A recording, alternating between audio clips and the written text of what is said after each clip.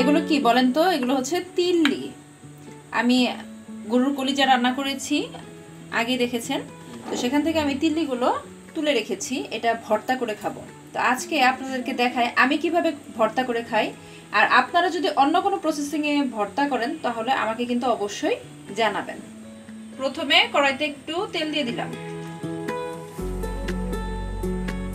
যদিও এটা রান্না করা, তবুও হচ্ছে হালকা করে আমি একটু মশলা দিব। এখানে তেজপাতা দিলাম আর শুধু অল্প করে একটু দারুচিনি দিয়েছি।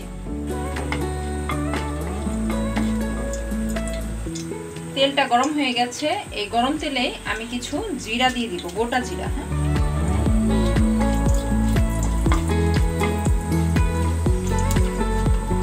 জিরাটা ভাজা হয়ে গেলে যখন অ্যারোমা বের হবে তখন আমি এগুলো দিয়ে দিব।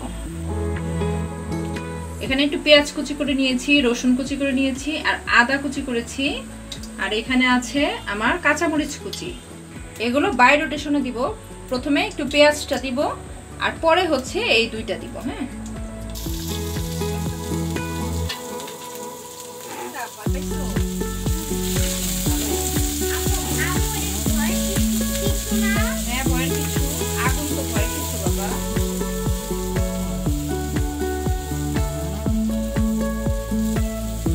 এটাকে হালকা একটু ভেজে নিব। হ্যাঁ,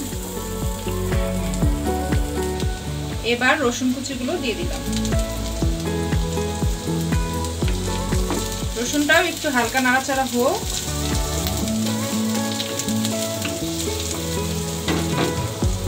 এবার কেটে রাখা আদাগুলো দিয়ে দিচ্ছি, তারপর সামান্য লবণ,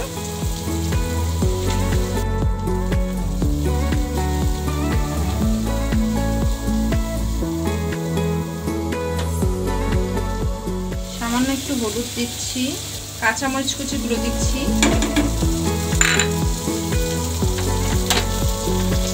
একটু ধনিয়া আর রাঁধুনি গুঁড়া ক্রাশ করা, আর টেস্টের জন্য সামান্য একটু মরিচের গুঁড়া দিচ্ছি। খুবই সামান্য একটু পানি দিচ্ছি যাতে শুকনা মশলাগুলা একটু রান্না হবে এই জন্য। এবার এগুলোকে একটু সাইড করব, সাইড করে এগুলো একটু হালকা গরম করে নিব। হ্যাঁ,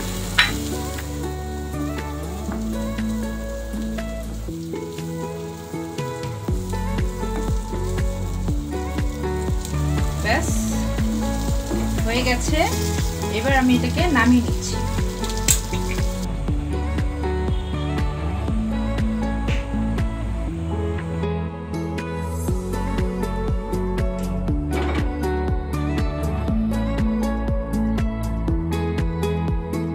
এবার এগুলোকে হাত দিয়ে একটু ম্যাশ করে নেওয়ার চেষ্টা করব।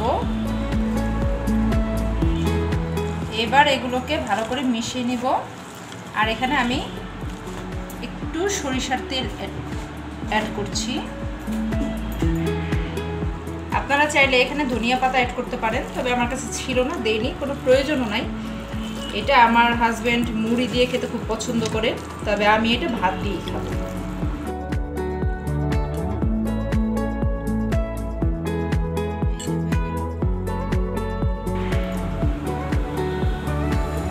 ব্যাস হয়ে গেল, রেডি। এবার আমরা খাবো। এটা ভর্তা বানানো শেষ।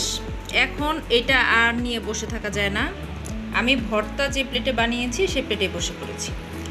এবার একটু খাই। আমার তো একদম কি বলবো,